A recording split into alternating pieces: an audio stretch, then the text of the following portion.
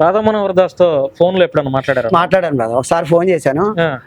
రాధా ఏంటి అంటే, ఎవరు నాన్న మీరు అని అన్న. నాన్న లేదు, తమ్ముడు లేదు, బామ్మర్ది లేదు, ఆ పేరు వచ్చేస్తుంది కదా, నా పేరు వచ్చేస్తుంది వాడికి ఐడెంటిఫై. బాగా తెలిసిన వాళ్ళు, మాకు తెలవని వాళ్ళమేం కాదు. ఫోన్ చేసేసరికి ఏంటి రాధా ఎక్కడున్నావు ఏంటి అంటే, చూడు బాబు మీరు ఎవరో నాకు తెలియదు అన్నాడికి. ఇంకా మొదలెడదాం అనుకున్నాను, అప్పటికి కట్ చేసాడు, బ్లాక్ చేసాడు. వాడికి తెలిసిన వాళ్ళన్నా లేదంటే ఏదైనా కోచింగ్ చేసే వాళ్ళన్నా వాడికి ఇష్టం ఉండదు. అదొక రకమైన నిరస్వరూపం చెప్పేస్తారు, బయట పెట్టేస్తారు. ఇప్పుడు చెప్పేసాం, నీ యొక్క మాటలతో ఈ ఇంటర్వ్యూ ద్వారా చాలా మందికి జ్ఞానోదయం అవుతుంది. ఖచ్చితంగాను. వాడు, నేను మళ్ళీ చెప్తున్నాను ప్రేక్షకులందరికీ, నేను ఒక మాట చెప్తున్నాను, వాడు పని పాట లేకుండా వీధులంటో తిరుగుతూ మతోన్మాదాన్ని వెదజల్లుతూ మత విద్వేషాలు రెచ్చగొట్టే గాడిద. ఇది నేను నా సొంతంగా నేను ఇస్తాను ఇంటర్వ్యూ. ఇది మీది ఏ ఊరు, ఏ నియోజకవర్గం? మాది కొవ్వూరు నియోజకవర్గం, తాళపూడి మండలం, తాళపూడి పైడిమెట్ట గ్రామం. అదే 3 కలిసే ఉంటాయి, అంటే పక్కపక్కల వార్డు మెంబర్లా ఉంటాయి అనమాట. మరి అందరం ఒకటే, తెల్లారులు ఇస్తే వాళ్ళ ముఖం మేము చూడాలి, మా ముఖం వాళ్ళు చూడాలి.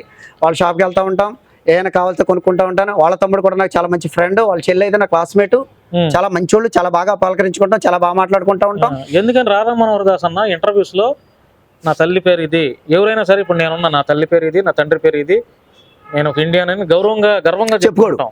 ఆయన నేను పుట్టిన ఊరు ఇది, మా పల్లి పేరు ఇది, మా వాళ్ళు ఇది, మా తండ్రి ఇట్లా వ్యాపారం చేసేవాళ్ళు, నా పొలం ఇది అని ధైర్యంగా చెప్పుకోవచ్చు. వాడు చెప్పుకోడు, ఆ ధైర్యం లేదు అడిగి. అంటే చెప్పేస్తే మగాడైతే ధైర్యంగా చెప్పుకుంటాడు. అదేలా మీరు గే అంటున్నారుగా, గేలు కూడా వీడి ప్రవర్తన వల్ల పాపం వాళ్ళకు కూడా అవమానం. ఇందాక మేము మాట్లాడుకున్నాం, నా ఫ్రెండ్ నేను దారంతో వెళ్తూ ఆ గేస్ కూడా వీడిని చూసి బాధపడతారు.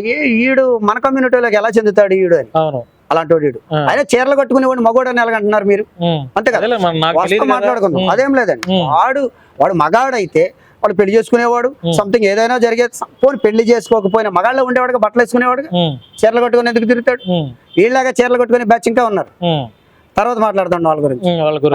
ఎర్రి పూర్ణమ్స్ అని కొంతమంది ఉన్నారు, వీళ్ళ కోసం కూడా తర్వాత. నువ్వు ఎందుకని సోషల్ మీడియాలో చాలా యాక్టివ్ గా ఉంటావు, ఈ మతోన్మాదుల గురించి, కులాల గురించి ఎవడెవడైతే బాగా మాట్లాడతాడో, వాడు ముస్లిం అవ్వచ్చు, క్రిస్టియన్ అవ్వచ్చు, హిందూ అవ్వచ్చు, 3 మతాలని ఎండగట్టేస్తావు. ఎందుకని నీ యొక్క లోపల అంటే ఇండియన్, నేను భారతీయుడిని, నా దేశానికి వీళ్ళ వల్ల చాలా నష్టం ఉంది, ప్రమాదం ఉంది ఖచ్చితంగా. ఎలా అంటే ఒకడేమో హిందూ మా పేరు పెట్టుకొని చేస్తున్నాడు. సో నేను ఒక విషయం అడగాలి ఇక్కడ. మొన్న నాకు ఒక ప్రశ్న వేశాడు మెసెంజర్లో వచ్చి, వాడికి ఈ రోజు నేను చాలా క్లారిటీ ఇస్తున్నాను. ఏమంటాడంటే, వాడు ఒక పాస్టర్ గారిది ఒక ఫోటో పెట్టి, ఈ పాస్టర్ ఒక బాలికని నమ్మించి రేప్ చేశాడరా అని పెట్టాడు. వాడికి 100 ఫోటోలు పెట్టాను నేను అలాంటివి. ఎవరు హిందువులు చేసినవి? ఒరే పంతులు చేసినవి. మరి బేపనం ఇది చేశారా? విషయం ఏంటంటే, నీకు అర్థం కానిది ఏంటంటే, ఉన్మాదులు, దొంగలు, ఉగ్రవాదులు అన్ని మతాల్లో ఉన్నారు. ఒప్పుకోవాల్సిందే. ఒకడు ఏసు పేరు పెట్టుకొని దొంగలుగా దోచుకుంటాడు, ఒకడు రాముడి పేరు చెప్పుకొని దాడులు చేస్తూ ఉంటాడు, పశువుల పేర్లతో దాడులు చేస్తూ ఉంటాడు. అమాయకులైనటువంటి హిందూ సోదరుల్ని రెచ్చగొట్టి ఒక అఫెన్స్ అంటే నేరాల వైపు వెళ్ళేలా చేస్తూ ఉంటారు. సో వీళ్ళ వల్ల హిందువులందరినీ ఎందుకు తిట్టాలి మనం? ఎందుకు అనాలి? ఎందుకు సరిపోతాం మనం? హిందూ మతాన్ని రెచ్చగొట్టే వెధవల్నే తిట్టాలి మనం. సో అదే విధంగా క్రైస్తవుల్లో ఉన్న వాళ్ళైనా, జై శ్రీరామ్ పేరిట దాడులు చేసే ప్రతి ఒక్కడు కూడా హిందూ మతానికి చెందినవాడు కాదు, వాడు ఖచ్చితంగా ఉన్మాదే. జిహాద్ అనే పేరుతో ఉన్మాదులు దాడులు చేసేవాడు ముస్లిం మతానికి చెందినవాడు కాదు, మొత్తం అందరూ కాదు, వాడి వరకే చూడాలి.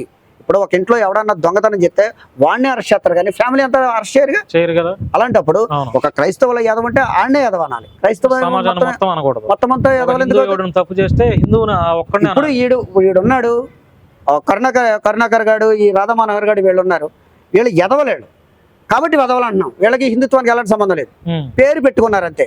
అంటే హిందుత్వాన్ని నామాన్ని పేరుని బదనాం చేయడానికి, అవమానపరచడానికి.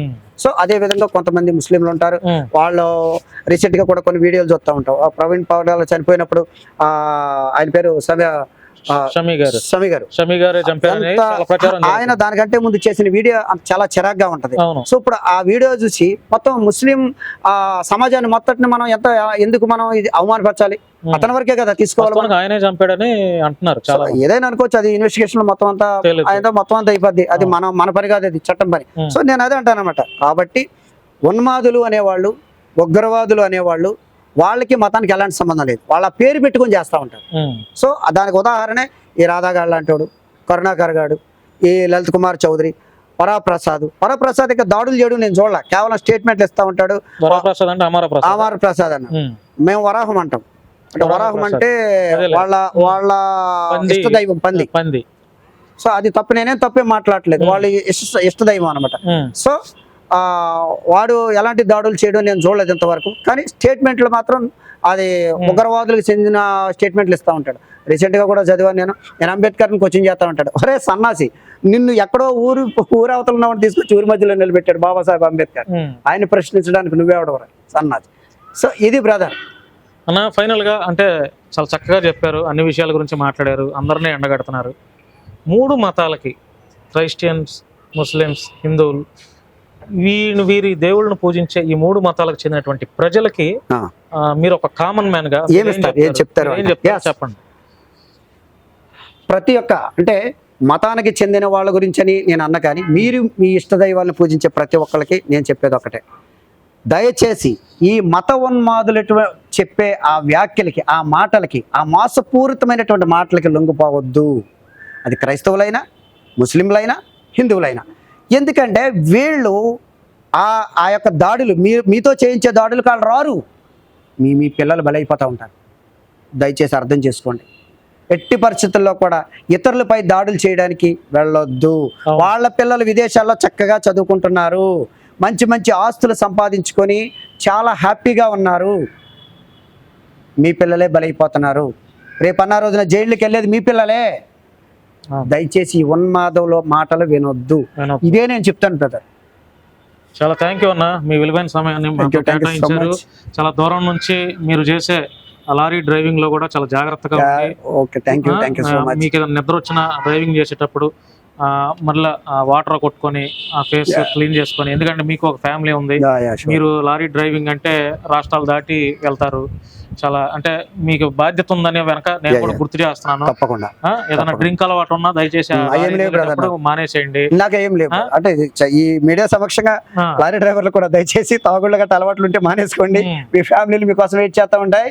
అదే విధంగా మీ ఫ్యామిలీలు కాదు, అదర్స్ ఫ్యామిలీస్ కూడా. అంటే మీరు ఏదైనా తాగేసి ఎవరైనా గుద్దేసి 4 ఫ్యామిలీలు రోడ్డుని పడిపోతూ ఉంటాయి. దయచేసి తాగొద్దు, ఆ తాగుడు కరెక్ట్ కాదు. థ్యాంక్ యూ అన్న, థ్యాంక్ యూ. సో ఫ్రెండ్స్, ఇది అన్న విజ్జుబాయ్ అని సోషల్ మీడియాలో చాలా యాక్టివ్గా ఉంటాడు. ఆయన మతం ఏంటి, కులం ఏంటి అనేది పక్కన పెట్టేస్తే 3 మతాలు అంటే హిందూ, ముస్లిం, క్రిస్టియన్లో ఉన్నటువంటి ప్రతి ఒక్క విషయాన్ని ఆయన ఎప్పటికప్పుడు ఎండగడుతూ, అరే బాబు మీరు చేసేది తప్పురా అని చెప్పి ఇప్పుడు మీరు చూశారు ఆయనలో ఆవేదన ఎలా ఉంది. ఈ మత ఉన్మాదం పేరుతో ఎవరెవరైతే 3 మతాల్లో ఉన్న వాళ్ళు ఎలా బిహేవ్ చేస్తున్నారో, ఎలాంటి దాడులు చేస్తున్నారో ఆయన మాటల్లోని భావం మనకు అర్థమవుతుంది. ఆయన ఆవేదన ఒక కామన్ మ్యాన్ ఆయన ఎంత బాధపడుతుంటే నిజంగా ఈ 2 తెలుగు రాష్ట్రాల్లో ఉన్నటువంటి చాలా మంది ఎంత బాధపడతారు. మనం ఏ మతాన్ని కించపరచకూడదు, ఏ మతాన్ని విమర్శలు చేయకూడదు, ఎవరి మతం వారికి గొప్ప. ఒకటే ప్రశ్న, నేను ఇది ఏ ఇంటర్వ్యూలో ఏ పాస్టర్తో చేసినా ఎవరితో చేసినా, మీ అమ్మ గొప్పదా మా అమ్మ గొప్పదా అంటే ఏం చెప్తారు? నువ్వైనా ఇప్పుడు నువ్వు చెప్పాడు, అమ్మ మీకైనా ఎవరికైనా ఎవరమ్మ వాళ్ళ గొప్పే. మా అమ్మ మీరు గౌరవించాలి, మీ అమ్మని మేము గౌరవించాలి, ఎవరమ్మను వాళ్ళ గొప్ప. మీ మతం గొప్ప మా మతం గొప్పదా అంటే ఎవరి మతం వాళ్ళ గొప్ప, ఎవరి దేవుడు వాళ్ళ గొప్ప. మా దేవుడే గొప్ప అనుకుంటే కరెక్ట్ కాదు. ఇది సెక్యులర్ దేశం. ఈ భారతదేశంలో హిందువులు, ముస్లింలు, క్రైస్తవులతో పాటు అనేక కులాలు, అనేక జాతుల వారు, అనేక మతాల వారు ఉన్నారు. ఎవరు ఇష్టం వచ్చిన వారిని వాళ్ళు పూజించుకోవచ్చు. అది మనకు ఆర్టికల్ బాబాసాహెబ్ అంబేద్కర్ గారు మనకి ఇచ్చినటువంటి హక్కు. ఎవరు ఇష్టం వచ్చిన మతంలోకి వాళ్ళు వెళ్ళొచ్చు. నాకు ఇష్టం అనుకుంటే నేను క్రిస్టియానిటీలోకి వెళ్ళొచ్చు, ముస్లింల దాంట్లోకి వెళ్ళొచ్చు, హిందుత్వం అనుసరించవచ్చు, అది నా వ్యక్తిగతం. అలాగని నేను ఎదుటి మతాలని కించపరిచే ఆ రైట్ నాకు లేదు. అర్థమైందా? ఈరోజు మీరు క్రైస్తవులైనా కూడా హిందువులని, ముస్లింలను విమర్శలు చేయటం వల్ల వాళ్ళు వీళ్ళ మీద దోషం చేయాల్సి వస్తుంది, బరి తెగించి దోషం చేయాల్సి వస్తుంది. మీరు క్రైస్తవులైనా కూడా మీ బైబిల్ ఏం చెప్తుంది అది బోధించండి. హిందువులారా మీ ధర్మం ఏం చెప్తుంది అది బోధించండి. ముస్లింలారా మీ ఖురాన్ ఏం చెప్తుంది అది బోధించండి. అంతేగాని మీ బైబిల్ ఇలాగా, మీ గ్రంథాలు ఇలాగా, మీ ఖురాన్ ఇలాగా అని కరెక్ట్ కాదు కదా. ఈ భారతదేశంలో మత విద్వేషాలకు ఆద్యం పోసినట్లుగా ఈ రోజు జరిగినటువంటి రాజమండ్రిలో నిన్న జరిగినటువంటి ప్రవీణ్ పగడాల గారు, మరి దాదాపుగా అది హత్య అంటున్నారు, కొంతమంది యాక్సిడెంట్ అంటున్నారు, మరి కొంతమంది రకరకాలుగా అంటున్నారు. ఏదేమైనా కూడా పూర్తి విచారం జరిగిన తర్వాత ఒక క్లారిఫికేషన్ వస్తుంది. కానీ క్రైస్తవ సమాజం యావత్తు మొత్తం కూడా రాజమండ్రిలో నిన్నటి నుంచి పడిగాపులు పడతా ఇది ముమ్మాటికి మర్డర్ చేశారని అన్నారు. ఇప్పుడు చూడండి, మర్డర్ చేశారు. క్రైస్తవులు ఏమైనా ఇంట్లో కూర్చున్నారా? కూర్చోలేదు కదా, రోడ్డు ఎక్కి ధర్నాలు, తెలుగు రాష్ట్రాల ముఖ్యమంత్రులు వినిపించేలా వేల మంది రోడ్డు మీదకి వచ్చి మహిళలు సైతం వచ్చి ధర్నాలు చేస్తున్నారు. ఒక పాస్టర్ని చంపేశారు. ఇదే కొంతమంది క్రైస్తవంలో ఉన్నటువంటి కొంతమంది, హిందుత్వంలో ఉన్న కొంతమందిని చంపేస్తారు. వాళ్ళు ఊరుకుంటారా? వాళ్ళు రోడ్లు ఎక్కి ధర్నాలు, నిరసనలు చేస్తారు. అదే ఈ హిందువులో, ముస్లింలో ఉన్నటువంటి, ఈ క్రైస్తవులో కొంతమంది, ముస్లింలో ఉన్నటువంటి ఒక వ్యక్తిని చంపేస్తారు. వాళ్ళు ఊరుకుంటారా? వాళ్ళకి బంధువులు ఉండరా? వాళ్ళ క్రిస్టియన్, ముస్లిం బ్యాక్గ్రౌండ్ ఉండదా? చెప్పండి. వాళ్ళకి మతం ఉంటుంది కదా. సో ఎందుకు ఇదంతా? మనందరం మనిషిని మనిషిలా చూడాలి. అది హిందూ అయినా, ముస్లిం అయినా, క్రైస్తవుడైనా, ఈవుడైనా సరే, ఈ భారతదేశంలో అందరూ మనుషులే. ఫస్ట్ మనిషిగా పుట్టిన తర్వాత మనం ఏర్పరచుకున్నాం కులాలు, మతాలు. ఇవి ఫస్ట్ మనందరం మనుషులం. ఒకరి పట్ల ఒకరు మానవత్వం చూపించండి, గౌరవాన్ని ఇచ్చిపుచ్చుకోండి, ఎవరి దేవుణ్ణి వాళ్ళు పూజించుకోండి, ఎవరి దేవుణ్ణి వాళ్ళు ప్రేమించుకోండి, ఎవరి మతాన్ని వాళ్ళు పాటించండి. దయచేసి క్రైస్తవులారా, మీరు ఇతర మతాలని దూషణ చేయొద్దు. హిందువులారా, ఇతర మతాలను దూషణ చేయొద్దు. ముస్లింలారా, మీ మతాలను మీరు బోధించుకోండి, కానీ ఇతర మతాలను అంటే నేను ఫైనల్గా నేను చాలా ఇంటర్వ్యూస్లో చెప్పా, ఈ కులాలు, మతాలు అన్నీ సెకండరీ అండి. మానవత్వం గొప్పది, మానవత్వం మాత్రమే గొప్పది. అంతే. మనందరం ఒకరికొకరు సహోదరుల వల్లే చాలా గౌరవంగా ఒకరికొకరు గౌరవాన్ని ఇచ్చిపుచ్చుకుంటేనే తప్ప ఈ భారతదేశం సస్యశ్యామలంగా అభివృద్ధి చెందే దేశంగా ఉంటుంది తప్ప, లేదంటే ఇతర దేశాలు చూడండి, రోజుకొక యంత్రం కనిపెడతాం, మనం మంత్రాలతో సరిపెట్టేసుకుంటున్నాం. మనమేమో అంతరాలతో సరిపెట్టేసుకొని కులాలు, మతాల గొడవలో ఈ కొట్టుకు చచ్చిపోయి బలైపోతున్నారు. చాలా బాధ వేస్తుందని నాకు కూడా. ఈ భారతదేశం, నా దేశం ఏమైపోతుందా? ఇప్పుడు నేను విషయాన్ని అంటే ఎట్లా అయిందంటే, ఒక విషయాన్ని ఉన్నట్టు చెప్తే తప్పైపోతుంది. నా మీద డిబేట్స్ పెట్టి అమ్మ నా బూతులు తిడుతున్నారు మంది హిందువుల్లో ఉన్నటువంటి ఉన్మాదులు. అందరు నన్ను అట్లా, నేను ఎవడైతే ఉన్మాదులు, ఏమంత అవసరం? మళ్ళీ వాళ్ళని చూసి నేను కొంచెం మాట్లాడాల్సి వస్తుంది. ఇంత దారుణంగా నేను జర్నలిస్ట్, నేను 8 years నుంచి పనిచేస్తాను. నన్ను ఫేక్ జర్నలిస్ట్ అంటున్నారు. నేను ఈ సందర్భంగా, ఇది నా గవర్నమెంట్ రికగ్నైజేషన్ సంబంధించినటువంటి అక్రిడేషన్ కార్డు. ఇది 8 సంవత్సరాల నుంచి అనేక పత్రికల్లో నేను పనిచేశాను. సరే చూద్దాం, ఇది అయితే మన వీడియో ప్రజలకు బాగా వెళ్ళిద్ది, ఒక మంచి మెసేజ్ ఇద్దామని ప్రయత్నం చేశాం. తప్పకుండా దీన్ని ప్రజలు ఆశీర్వదిస్తారు, దీన్ని యాక్సెప్ట్ చేస్తారు. మనం మాట్లాడి ఎవరు తప్పు మాట్లాడాలి, సమాజంలో జరుగుతున్నటువంటి పరిస్థితుల్ని మనం ఇద్దరం ఒక చర్చా కార్యక్రమం ద్వారా మనం తెలియపరిచాం. చూద్దాం దీనికి కామెంట్స్ కూడా ఎలా వస్తాయో చూసి మరొక వీడియో చేద్దాం. కామెంట్స్ ప్రజలు కామెంట్స్ వాళ్ళు ఎలా యాక్సెప్ట్ చేస్తున్నారు, ఎలా స్వాగతిస్తున్నారు, మనం మాట్లాడింది తప్పు, నేను మాట్లాడిన తప్పైనా, మీరు మాట్లాడిన తప్పైనా, ప్రజలు కామెంట్ రూపంలో వాళ్ళ అభిప్రాయం తెలియజేస్తారు. ఆ కామెంట్స్ చూసిన తర్వాత మనం మాట్లాడిన వీడియో మీద ఏదన్నా అబ్జెక్షన్ ఉన్నా మరొక వీడియోతో వివరణ ఇచ్చే ప్రయత్నం చేస్తాం. ఎందుకంటే అది మన బాధ్యత. మీరు మా ఛానల్ ద్వారా మాట్లాడినందుకు మరొకసారి ప్రత్యేకమైన ధన్యవాదాలు. నిజాన్ని నిర్భయంగా చెప్పారు. నిజాన్ని నిర్భయంగా చెప్పడం పట్ల నాకు కూడా చాలా సంతోషంగా ఉంది. ప్రత్యేకించి రాధా మనోహర్ దాస్ యొక్క భాగవతాన్ని కూడా ప్రజలకు తెలియపరిచేలా చేశారు. మీకు ప్రత్యేకమైన ధన్యవాదాలు. థ్యాంక్ యూ అన్న, thank you so much. So ఇది ఫ్రెండ్స్, అన్న ఒక కామన్ మ్యాన్తో శశి టీవీ ద్వారా ఒక సొసైటీకి మంచి మెసేజ్ ఇచ్చే ప్రయత్నం అయితే చేశాను. మా ప్రయత్నం సక్సెస్ అయిందని మేము అనుకుంటున్నాం. నేనైనా ఆయనైనా ఒకటే చెప్పేది, మానవత్వం గొప్పదే నా దృష్టిలో. కానీ తప్పు చేసే ఏ క్రైస్తవునైనా, ఏ హిందువునైనా, ఏ ముస్లింను నేనైతే వదిలిపెట్టనంటే మేమేదో చంపేస్తామని కాదు, సబ్జెక్ట్ వైజ్గా ఖండిస్తాం. అరే బాబు నువ్వు చేసే తప్పురా, చట్టాన్ని గౌరవిస్తూ నువ్వు చేసే తప్పురా అనేది తెలియపరుస్తాం, అందులో డౌటే లేదు.